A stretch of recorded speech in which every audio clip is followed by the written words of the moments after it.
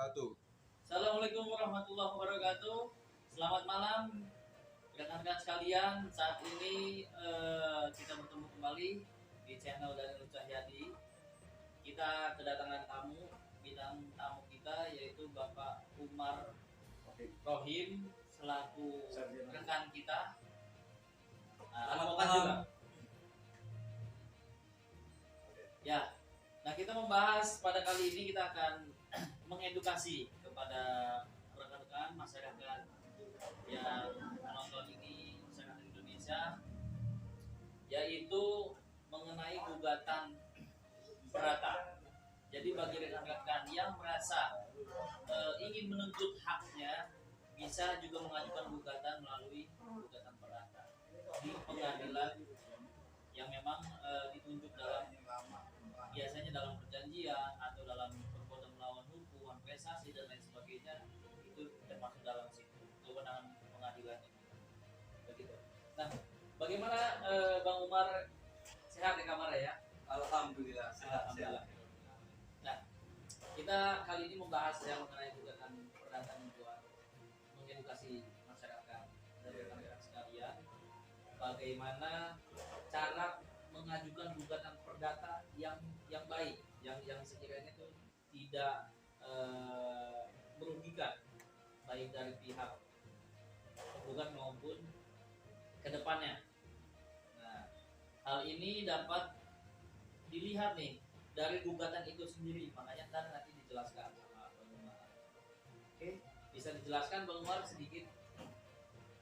Baik, terima kasih. Selamat malam. Sebelumnya perkenalkan saya Umar Rohim, sarjana hukum.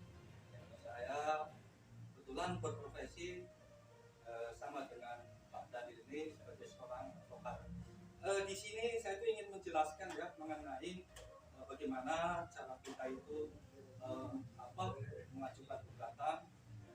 Barangkali misalnya dari teman-teman ada yang mempunyai permasalahan hukum ya. Misalnya entah baik itu utang piutang atau apa ya kerugian ya gitu ya. Ya, kerugian atau misalnya ada penyerobotan saham gitu ya.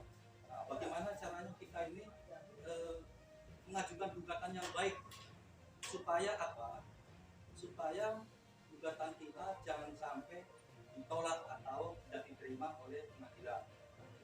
Dalam hal ini saya itu akan memberikan tips-tips kepada teman-teman bagaimana cara mengajukan gugatan yang baik. Nah, perlu diketahui ya oleh teman-teman, ada beberapa yang sering ya dialami oleh teman-teman advokat mungkin ya atau masyarakat yang mengajukan gugatan tapi gugatannya kok bisa tolak atau tidak dapat diterima oleh pengadilan. Jadi ada beberapa ya, faktor-faktor itu yang menyebabkan gugatan kita itu tidak diterima atau dalam bahasa hukumnya itu non-political ya, NO. Itu salah satunya ya. Ada beberapa nih. Misalnya tuh masalah kompetensi. Kompetensi itu kewenangan mengadili ya. Jadi pengadilan mana yang berwenang untuk mengadili perkara yang kita ajukan nih ya. Apakah ke pengadilan negeri ataukah ke pengadilan agama ataukah ke pengadilan tata usaha negara atau kemana nih? Ke pengadilan niaga gitu kan? Ke pengadilan niaga nih. Jadi di situ ada yang namanya kompetensi ya. Jadi kalau misalnya nih kita akan mengajukan gugatan waris ya. Tentunya itu kita harus tahu nih ya di situ kewenangan pengadilan mana yang berwenang. Jadi di situ bisa kita jelaskan ya. Kalau misalnya mengenai warisan ya, harus kita lihat dulu ini jadi yang para pihak ini beragama apa nih ya.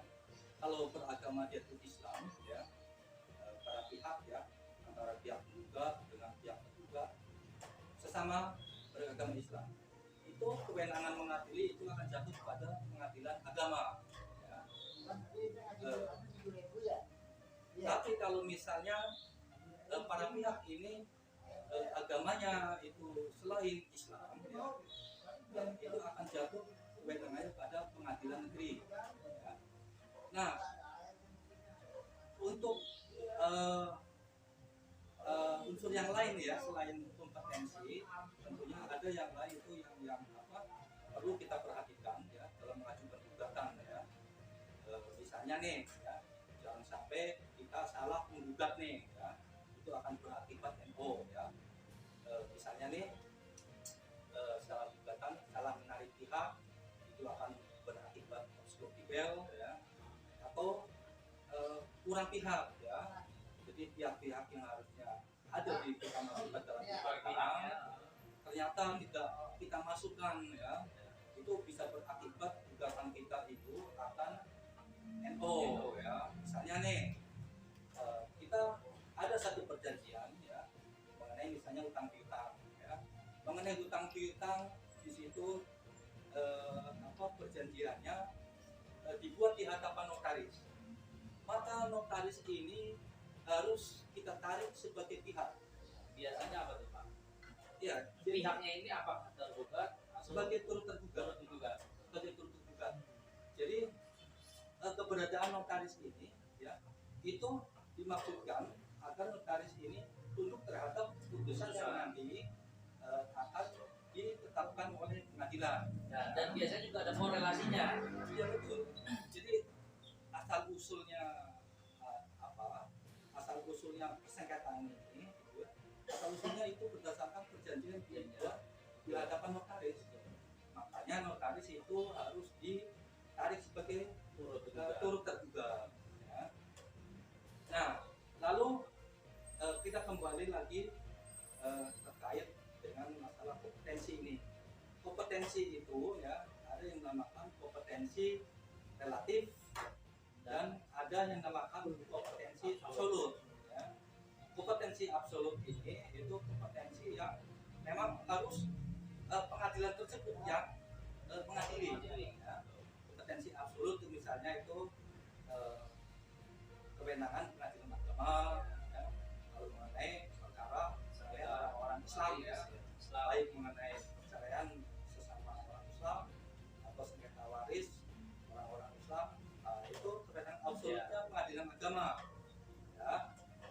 Lalu kalau misalnya nih sengketanya mengenai sengketa merek ya, sengketa merek itu kewenangan absolut pengadilan niaga ya. Jangan sampai ini kita mengenai merek ada gugatannya ke pengadilan negeri, itu nanti itu belum masih salah itu ya, udah pasti putusannya NO itu nanti ya. Nah terkait tadi itu kompetensi ya, ada namanya kompetensi relatif ya. Kompetensi relatif itu kewenangan mengadili antara sesama pengadilan negeri ya. Jadi kewenangan pengadilan negeri mana nih yang berwenang untuk mengadili perkara tersebut ya. Di sini kita harus bisa perhatikan ya. Nah, biasanya itu apakah dia berdomisili kah atau karena wilayah beda wilayah itu yang kewenangan mengadili itu? Ya, jadi di dalam HIR ya, Helsinki England Reglement ya, ada diatur di situ di pasal 118 ayat 1 ya. Itu yang menyatakan ya asas hukumnya itu aktor sekutur forum aktor sekutur forum re. Jadi maksudnya kita mengajukan gugatan itu berdasarkan domisili tergugat ya. Tapi asas ini juga ya ada pengecualiannya ya, ada pengecualiannya. Nah biasanya kalau dalam perjanjian ini disebutkan misalkan apabila terjadi persengketaan yang membuat diajukan gugatan ini, maka perjanjian ini dapat diajukan di wilayah hukum domisili tergugat. Bagaimana itu Pak? Ya, jadi begini, misalnya nih pihak yang akan kita gugat ini ya, artinya dia itu kan sebagai tergugat ya. Dia berdomisili misalnya di wilayah Depok ya, sedangkan penggugat dia berdomisili di Jakarta Selatan. Pertanyaannya ya, kita akan menggugat di Pengadilan Negeri Depok ataukah akan menggugat di Pengadilan Negeri Jakarta Selatan? Ya. Berdasarkan ketentuan HIR ya pasal 118 ayat 1, maka yang berwenang untuk mengadili perkara tersebut adalah Pengadilan Negeri Depok ya. Karena si tergugat ini Mana domisilinya ada di Depok. Nah, tapi ini ada pemasalahnya Bang ya. Ya. Jadi kalau misalnya tergugatnya itu lebih dari satu orang ya, dan domisilinya itu Berbeda-beda. berbeda-beda nih. Ya. Misal ada di Depok, Misalnya nih, Jakarta Selatan, si Jakarta A. Utara. Nah, si A berdomisili di Depok, Ya. lalu si B berdomisili di Jakarta Selatan, lalu si C berdomisili di Jakarta Utara. Ya. Pengadilan mana nih yang berwenang Nah, ya, betul. mengadili nih? Nah, Jadi dalam asas hukum perdata ya, itu pengecualian terhadap asas atau secutor voluntaire ya. Jadi kita boleh membuka ya salah di satu. salah satu Hmm. pengadilan di mana para tergugat ini berdiam ya. Jadi karena tadi itu si tergugat dan juga akan ada yang berdomisili di Depok, ada yang di Jakarta Selatan, ada yang di Jakarta Utara. Kita boleh memilih, Di mana? kita boleh Salah memilih satunya ya. salah satunya. Jadi boleh kita mengajukan gugatannya itu di Pengadilan Negeri Depok, boleh mengajukan gugatannya di Pengadilan Negeri Jakarta Selatan, juga boleh mengajukan gugatannya di Pengadilan Negeri Jakarta Utara. Ya. Tapi ini Bang, jadi dalam asas hukum ini kan ada juga asas hukum yang begini, atau sequitur forum recitae. Ya. Itu artinya pengadilan negeri yang berwenang itu akan jatuh kepada barang yang tidak bergerak itu terletak ada di mana. Nah, objek tersebut. Misalnya kalau barang tidak bergerak kan itu kayak Tanah dan bangunan ya. Nah, itu boleh kita mengajukan gugatannya di mana Di objek objek tersebut sengketa itu itu ada. terletak. Misalnya nih perkara sengketa tanah ada di Depok yang sengketakan di Depok nih. Ya. Kita boleh nih mengajukan gugatannya di Pengadilan Negeri Depok ya. Jadi kalau misalnya nih kita bingung nih, misalnya ada perkara sengketa lahan, ya, lahan ini diakui ada 2 orang atau 3 orang ya, Ada yang klaim. ada yang klaim nih kita punya tanah di Depok, ada yang mengklaim, wah si A tinggalnya di Jakarta Selatan, dia nggak klaim tanah saya tuh yang ada di Depok. Nah, pengadilan mana yang berwenang untuk mengadili ya?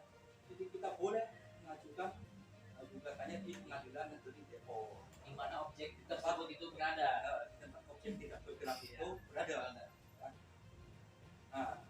Nah ini saya ini ada pertanyaan ini ya, dari kawan ya, dari klien.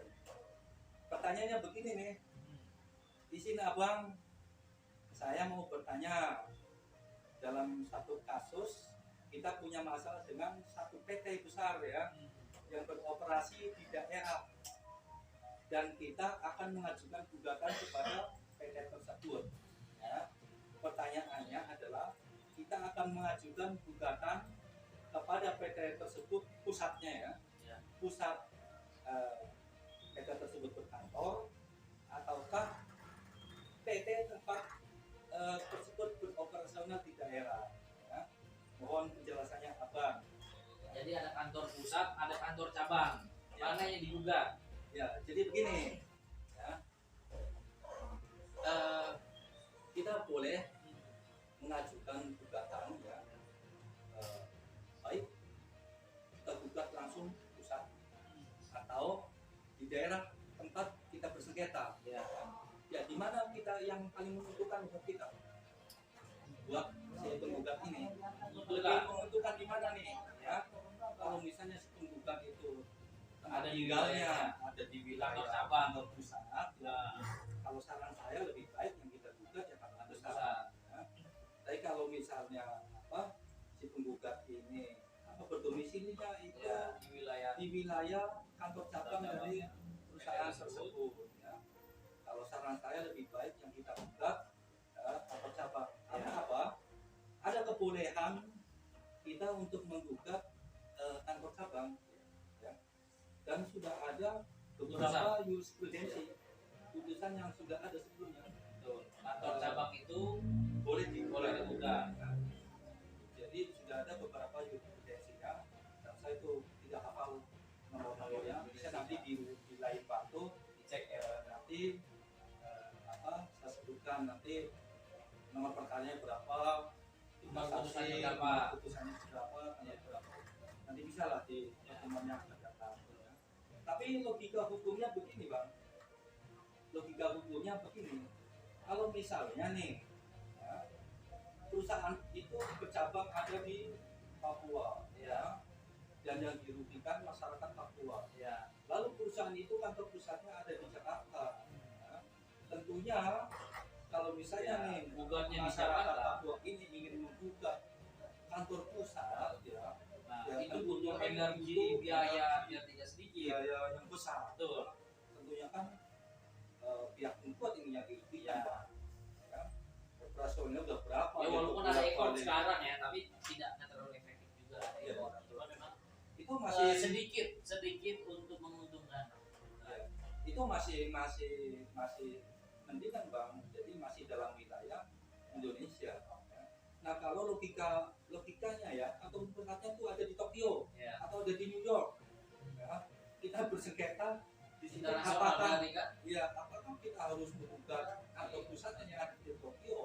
Ya tentunya itu kan udah banyak makan biaya besar, di samping sudah berbeda jurisdiksi, negara yang per negara gitu ya.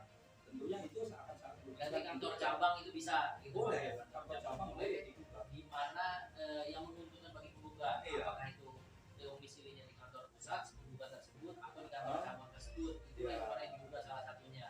Betul. Oke. Ya. Jadi akan lebih menguntungkan apa? Kita membuka kantor cabang atau pusat. Iya. Tapi yang pasti begini bang, yang pasti kalau kita ingin membuka kantor cabang, apakah diperbolehkan atau tidak? Boleh, Boleh. karena sudah ada jurisprudensinya. Putusannya. Sudah ada putusan. Itu yang akan dijadikan dasar oleh hakim untuk pertimbangan dia tuh memutuskan perkara yang sedang Jalan. Oke, terima kasih buat Bang Umar tadi sedikit pencerahannya. Bagi masyarakat tadi sudah juga melihat penjelasan dari Bang Umar. Semoga bermanfaat. Tapi jangan lupa bagi masyarakat yang ingin memperjuangkan haknya sehingga tidak salah dalam mengajukan gugatan, bisa dilihat tadi dari penjelasan Bang Umar agar tidak gugatan itu tidak ego atau ditolak. Jangan lupa juga bagi teman-teman rekan-rekan sekalian atau masyarakat yang ingin berkomentar bisa mengajukan pertanyaan atau mengasih saran di komentar di bawah ini, di bawah channel kami.